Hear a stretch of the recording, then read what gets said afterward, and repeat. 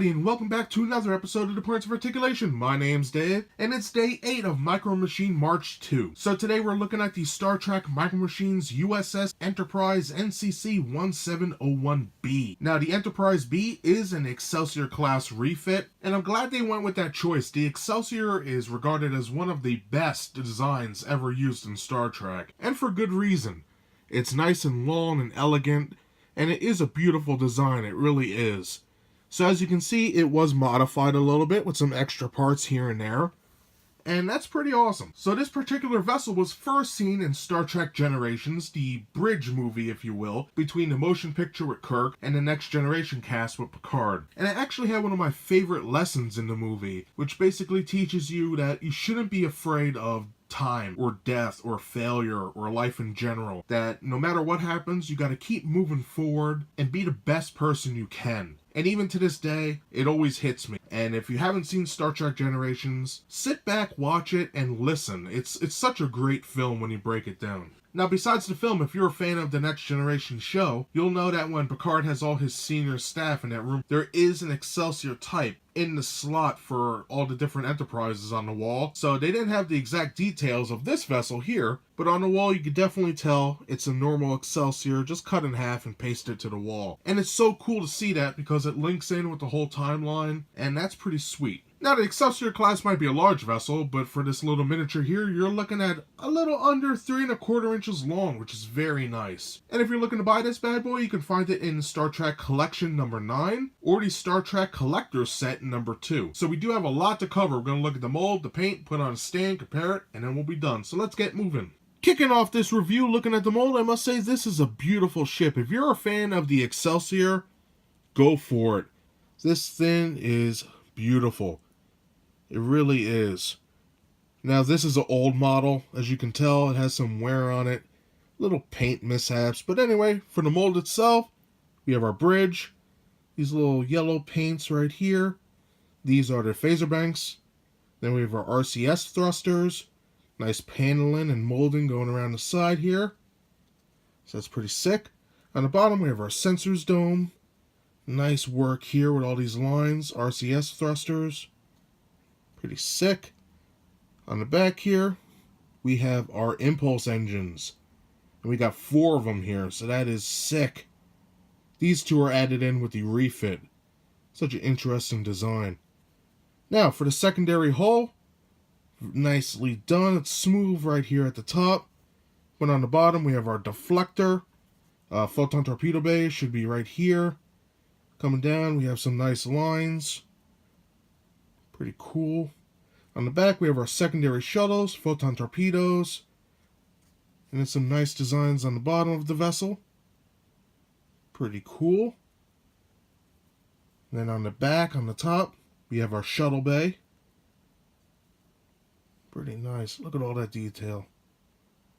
Our pylons are done nicely. And then we have our warp nacelles, which have some nice details. Mine are a little warped, but it's okay, it's slight. But we can see some nice detail on the top here. Bazaar collectors are nicely done. And I always like the back with the fins. Such an interesting design. So before I ended it, I thought it would be cool to have a nice close-up and you can see all these great details in here. That is sharp. Again, the secondary hull, pylons, and warp nacelles. You can see how there's little ridges in here. Pretty awesome. The shuttle bay. And then the bottom here, nicely done. We have our peg port right there. I love how it's wide here. We got our deflector dish. Beautiful. Just a very nicely done vessel. So that does it for the mold. So now let's take a look at the paint. Alright, when it comes to the paint of the Enterprise B, they put a lot into here. The first color is a nice off-white/gray. And that's on the dish, secondary hull, pylons, warp nacelles. Very nice color, helps it stand out in the collection. Pretty sharp. Then we have a teal, and that's on the bridge, the nacelles, section right here attached to the pylons and secondary hull. On the secondary hull on the side, underneath the dish. Just beautiful. I like that color a lot.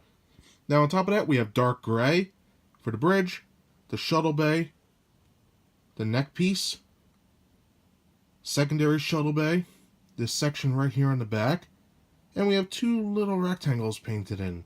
And then also we have our deflector dish. Now speaking of those two little rectangles, there are two rectangles here that are painted olive green. Well, actually it's like a pale olive green, but it's there on the bottom, also on the secondary hull, and on the dish. So that's nice. Now the other colors we have are yellow for the phaser banks and RCS thrusters. And that's on the top only, nothing painted on the bottom. And then we have black for the ship name and registry, and red stripes. And those stripes can be seen on the nacelle and on the side of the vessel. And then we also have the name on the dish itself. But pretty nice detail. And the final color is a blue, where the buzzer collectors would be.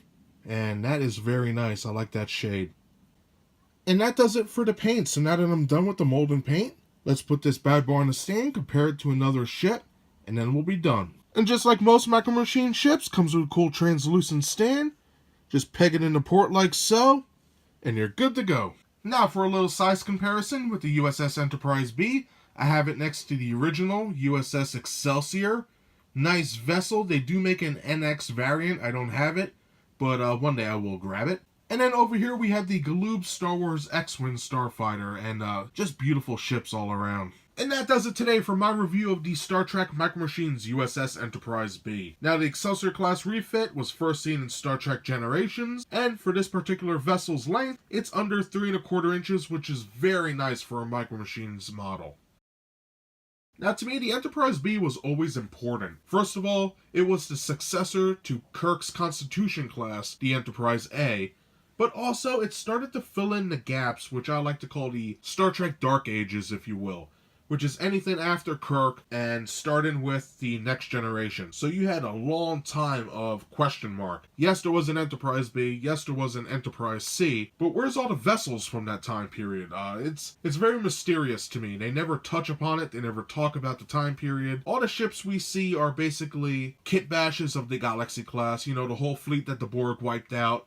We have Mirandas, Excelsiors, Oberths, Nebula classes, and to see something cool like this and fresh, it was nice, even if it was just in a film. So by now you know I really love this ship, but why do I like the model? Well, first of all, the detail is amazing. They really hit the nail on the head with this bad boy, and the paint, also awesome. We have a huge handful of colors on here, and even though it's done a little sloppy here and there, I think on the whole they did an excellent job. Now also you get that stand which unifies it in the collection, and that's a huge plus for me anyway. Now if you're looking to buy this ship, I would strongly recommend eBay, check Amazon or other third-party internet sites. These ships can be very expensive, and if you are looking for one, you can find this vessel in Star Trek Micro Machines Collection number 9 or the Collector's Set number 2. And Collector's Set number 2 is very highly priced. We're talking anywhere from around $50-something and up, depending on what condition it's in. But if you're a Star Trek fan, I do recommend it. It does have a nice collection of ships in there.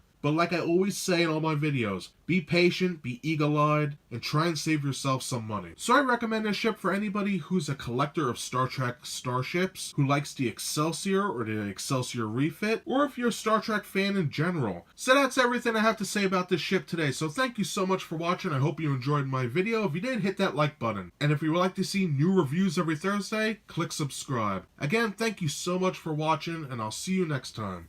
Bye, everybody.